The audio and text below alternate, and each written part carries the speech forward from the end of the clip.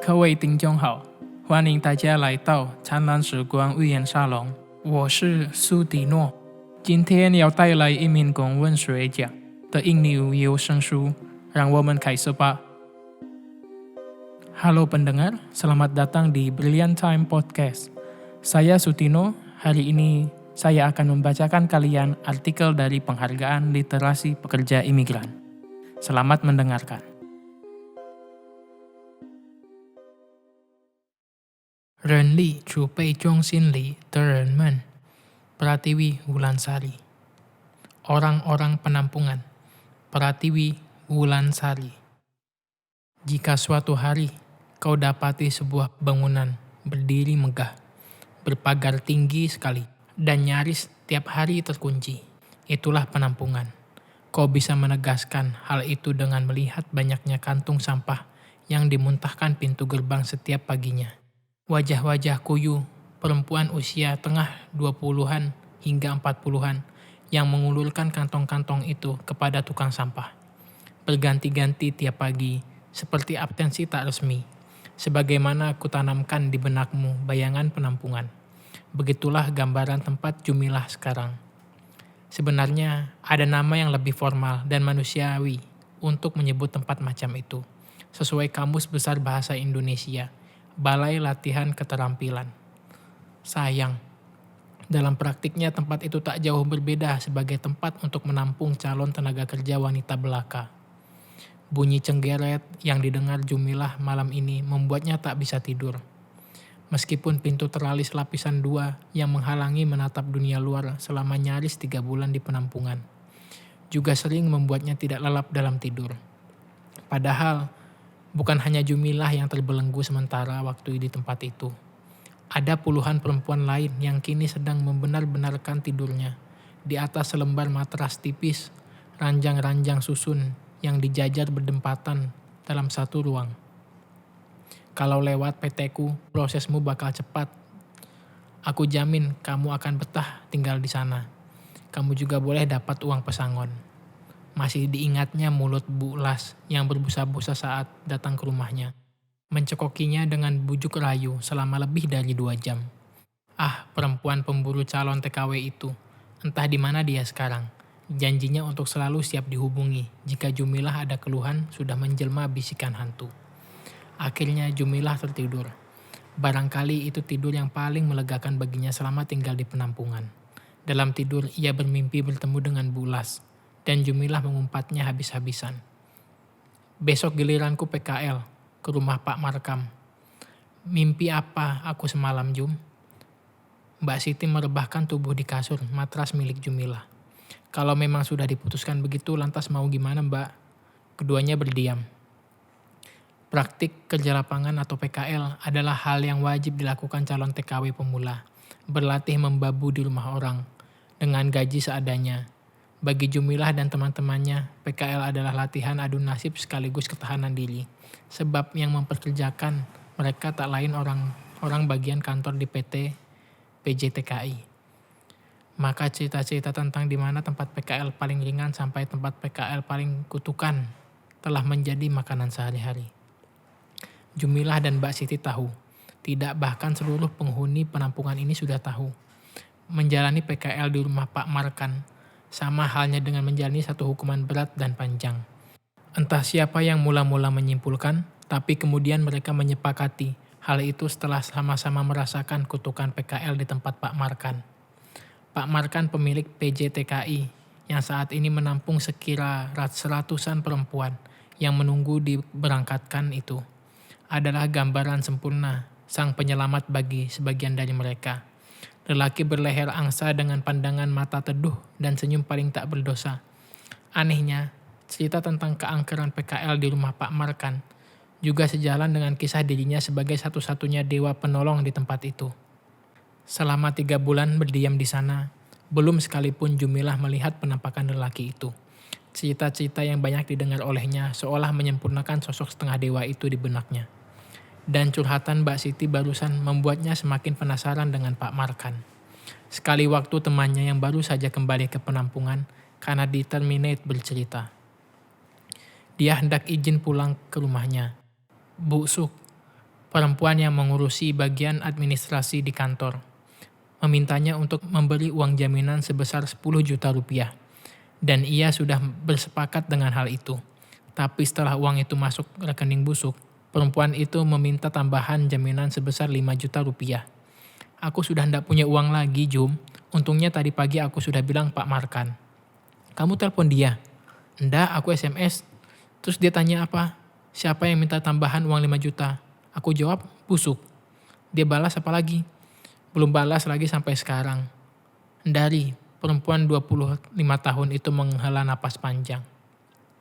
Ada cerita yang melatari kenapa pengurus administrasi itu dipanggil busuk oleh para penghuni penampungan di sana. Sebab kebiasaannya memanfaatkan kondisi terjepit yang dialami oleh para calon TKW.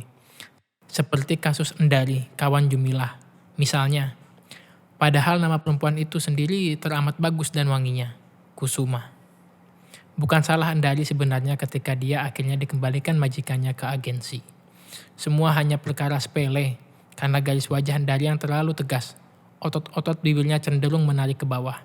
Tersenyum pun wajah sinis yang terlihat. Tak peduli seramah apapun Endari berusaha, dan meskipun sudah seringkali dipamerkannya, senyum super lebar yang membuat mulutnya terasa nyaris robek. Tapi, bagi majikan Endari, wajah itu terlihat begitu meremehkan dan mengusik jiwa kepemilikannya atas Endari. Majikan Endari ingin pembantu yang enak dilihat dan memiliki senyum ramah. Tak peduli itu hanya pura-pura belaka. Maka sia-sia sudah kerja keras serta ketulusan yang ditujukan Endari selama ini di rumah majikannya. Bukankah ini menyedihkan? Dan lebih mengerikan lagi jika kau menjadi bagian dari suatu sistem yang menganggap mengirim tenaga kerja perempuan adalah hal paling mudah dan menguntungkan. Bahwa perempuan-perempuan itu tak ubahnya manekin yang siap didandani dan dipajang jika ada agensi datang. Majikan bisa menukar dengan manekun baru, kapanpun mereka mau dan merasa bosan. Kemanusiaan, jangan harap kau bisa menemukannya di penampungan. Siang itu, Tuti dipulangkan ke penampungan. Mukanya pucat dan tangannya tak lepas memegangi perutnya. Ketika Jumilah bertanya ke teman-temannya yang lebih dahulu, menemui Tuti dan sempat mengobrol dengannya, perempuan itu mengalami kanker. Kandungannya turun.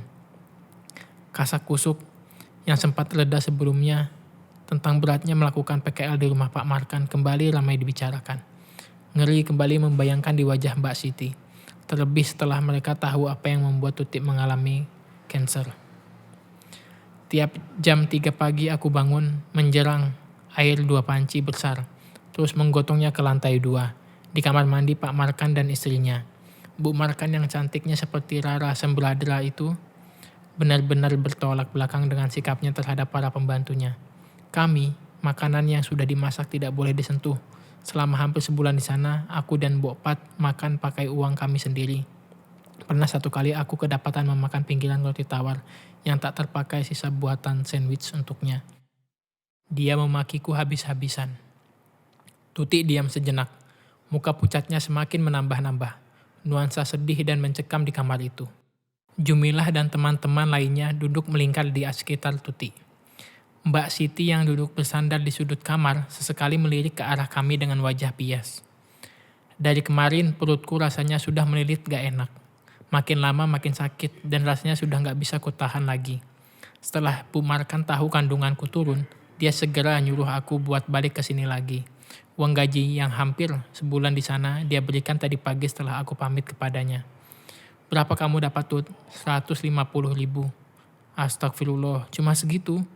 Ya, aku sudah anggap kerjaku selama di sana sebagai ibadah sekaligus ujian. Terlalu di bawah hati juga percuma. Protes pun malah proses kita yang nanti dipersulit mereka. Saranku siapapun yang nanti menggantikanku di sana, sabar. Usahakan bisa mengambil hati Bu Markan, supaya kamu bisa kerja dengan tenang sambil berharap semoga segera dapat majikan dan visa lekas turun. Kali ini tak seorang pun memegang ponsel pintarnya. Sejenak mereka lupa akan kebutuhannya menjaga eksistensi di dunia maya. Lupa janji untuk menghubungi kasih di tempat jauh. Para suami dan pacar yang tidak pernah tahu bagaimana perempuannya bertahan di tempat tersuram kedua setelah penjara itu. Gaji Rp150.000 tentu saja jauh dari kata layak. Ketika UML di kota itu ditetapkan sebesar Rp1.800.000, Meskipun hal ini telah terjadi bertahun-tahun lamanya, tak seorang pun berani memprotes dan menolak tirani di balik pagar tinggi itu.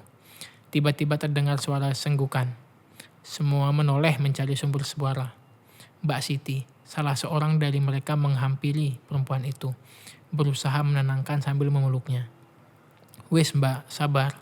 Pokoknya kalau sampean bisa betah di sana, insya Allah sukses waktu di rumah majikan di Hong Kong nanti. Perempuan itu berkata sambil mengelus punggung Mbak Siti. Jumilah masih mematung memandang Tuti yang tangannya tak lepas memegangi perutnya. Ia juga penghuni kamar lainnya. Tahu Pak Markan memiliki klinik tak jauh dari tempat itu. Sayangnya, siapapun yang ingin berobat ke klinik harus menanggung sendiri biaya pengobatan yang pasti mahal. Tidak ada keringanan biaya bagi mereka. Tak ada pengecualian meskipun nanti mereka akan memperkaya Pak Markan berjuta-juta rupiah setiap orangnya. Masih sakit Tut. Mau aku pijit kakimu? Jumilah menawarkan diri kepada Tuti. Perempuan itu menggeleng lemah. Gak apa-apa Jum, besok aku mau dipijat sama Mbak Semi. Terima kasih ya. Tuti tersenyum ramah meski terlihat begitu lemah. Jumilah kembali mengutuk pemilik penampungan dalam hatinya. Jumilah gelisah. Ingin menanyakan banyak hal kepada Bu Las. PL yang katanya akan bertanggung jawab bila terjadi apa-apa dengan perempuan itu. Tapi sekarang, sekedar mau dihubungi pun Bu Las tak pernah bisa. Untuk kesekian kalinya, Jumilah mencoba menghubungi Bu Las dengan ponsel poliponiknya. Untuk kesekian kali pula yang terdengar adalah pesan operator yang membuatnya mengumpat sampai terbawa mimpi. Nomor yang Anda tuju sedang tidak dapat dihubungi atau berada di luar jangkauan. Cobalah 1 tahun lagi. Selalu ada penceramah yang didatangkan ke tempat penampungan Jumilah setiap minggunya. Seorang perempuan tua yang mengajar ngaji di waktu siang hari dan seorang ustadz muda berwajah tampan di sore hari menjelang maghrib. Jika sang ustazah tua mengajarkan alif bata, maka ustazah muda itu mengajarkan untuk mempercayai pertanda. Kepercayaan untuk bergantung sepenuhnya kepada Tuhan, bahwa tak perlulah melawan suatu keburukan yang diterima. Cukup pasrah dan percaya saja dengan nasib dan keberuntungan. Ini ibu-ibu dan mbak-mbak harus percaya ya, saya ada cerita tentang seorang TKW yang kerja di Malaysia. Disiksa majikannya sampai babak belur. Dia tidak melawan, pokoknya nerima saja dan tidak putus-putus berdoa. Di bandara ketika menunggu pesawat, dia ketemu seseorang yang iba. Akhirnya setelah ditanya-tanya, orang itu mengambilnya jadi pembantu. Setelah itu nasib si TKW itu jadi lebih baik. Yang penting sekarang itu apa? Jangan putus-putus berdoa. Sementara si ustadz muda itu bercerita tentang satu hal kemujuran yang diterima seorang TKW.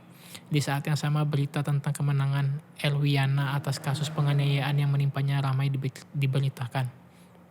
Alangkah kontrasnya. Satu melemahkan keyakinan banyak perempuan akan hak asasinya sebagai manusia. Satu lagi mengajarkan bahwa terkadang untuk mendapatkan keadilan, seseorang harus berjuang dan berani melawan tirani. Selalu ada pengecualian yang dimaklumkan. Oknum-oknum negara yang bekerja sama dan meloloskan berdirinya sebuah kerajaan kecil dalam suatu lembaga. Selama upeti lancar masuk ke rekening kembung oknum-oknum tersebut, selama itu pula para pemilik PJTKI dengan entengnya melegalkan peraturan tak masuk akal dalam lingkup kerajaan kecil mereka. Kali ini Endari datang dengan cerita yang dibawanya setelah keluar dari pintu kantor depan yang terpisah dari kamar dan kelas belajar para calon TKI. Tempat segala urusan kelengkapan data milik para calon TKW dikerjakan. Urusanku sudah beres Jum. Aku gak perlu nambah uang yang 5 juta itu. Pak Markan tadi memanggilku dan busuk langsung menyetujui permohonan izin pulangku buat seminggu. Cuma seminggu. Kalau lebih dari seminggu apa ndak bisa? Ndak bisa. Malah kalau aku balik ke sini lebih baik dari seminggu uang jaminanku yang hangus. Kok begitu? Jumilah bertanya penasaran. Aku tadi disuruh buat surat pernyataan. Tertulis kalau aku buat perjanjian itu tanpa paksaan. Terus aku tanda tangan di sana, di atas materai. Kamu mau? Ya gimana lagi? Itu satu-satunya syarat aku bisa pulang buat ketemu anak dan suamiku Jum. Aku tahu orang-orang di sini semuanya kebelet kaya. Tapi ya ndak begini juga caranya. Seperti inilah caranya dan memang itu yang memperkaya mereka selama ini Jum. Jumilah menutup kepalanya dengan bantal. Isi kepalanya terkebak dengan peristiwa yang dilihatnya selama ini. Jumilah tak pernah mengeluhkan perihal dirinya kepada siapapun di tempat itu. Semua menanggung beban yang sama, rasa perih yang serupa. Lantas ia mengingat rumah di atas bukit yang telah 6 bulan tak ditangisi hujan. Pompa air satu-satunya di desa, di atas bukit itu yang rusak sudah 2 bulan. Tanaman cabai yang nyaris gagal panen saat ia tinggalkan. Ya, semua orang di sini menanggung beban yang sama, rasa perih serupa, meski cerita yang melatari beragam bentuknya. Sudah 3 bulan, bulas masih menjelma kutu di kepalanya. Ada, membuat gatal kepalanya tapi tak pernah mau menampakkan mukanya. Jumilah mulai mahfum dengan cara kerja para calo TKW. Baru seminggu yang lalu Jumilah akhirnya mendapati majikan, menjaga seorang nenek. Rumahnya di desa, ada ladang sayur di sebelah rumah, katanya. Jumilah langsung setuju menjaga nenek. Jumilah membayangkan cerita teman-temannya tentang kemegahan Hong Kong, tentang hutan beton yang mengebaki kota itu. Toko-toko pakaian dan aksesoris berjajar rapi, bangunan megah seperti hotel dan mal besar yang mudah ditemui. Restoran juga klub malam. Hong Kong adalah kota yang penuh hingar-bingar. Begitu selalu yang dibicarakan teman-temannya. Siapa juga yang butuh bermewah-mewah, aku cuma ingin bisa merasa seperti di rumah. Rumah selalu menjadi kiblat kedua bagi Jumilah. Tempat di mana mata hatinya rindu merasakan cinta dan segala kebahagiaan yang ia punya. Membayangkan kembali kondisi teman-temannya yang lain, Jumilah merasa baik-baik saja. Meski baik-baik saja yang dirasakannya, tak sebaik seperti saat ia bisa berpergian ke ladang jagung miliknya. Bebas ngendon di sana dan bebas kembali ke rumahnya kapanpun dia suka. Dia adalah bagian dari orang-orang penampungan sekarang. Tak ada yang perlu dikeluhkan lagi. Bukankah hidup bisa lebih keras lagi baginya? Masih ada dunia lain yang menunggunya di luar sana. Dunia majikan beserta isinya. Tiba-tiba saja dia menjadi sangat toleran dengan nasib yang diterimanya saat ini. Jumilah masih menunggu, sebagaimana perempuan lainnya yang berada di balik gedung berpagar tinggi itu. Menunggu kepastian yang tak pernah benar-benar pasti. Menunggu untuk membuka kotak Pandora yang lain. Menjawab satu demi satu pintu tanda tanya yang menunggunya berlapis-lapis di masa depan. Jika suatu hari kau dapati sebuah bangunan berdiri megah, berpagar tinggi sekali, dan nyaris setiap hari terkunci, itulah penampungan. Di sana bisa kau dapati perempuan-perempuan seperti Jumilah, berhati baja, punya tekad sekarang-sekarang, berjuta jumlahnya di negeri ini. Menunggu untuk dibuang dengan sukarela dari negerinya. Meski demikian, separuh hati mereka tetaplah tinggal di kampung halaman. Lagu kebanggaannya tetaplah Indonesia Raya.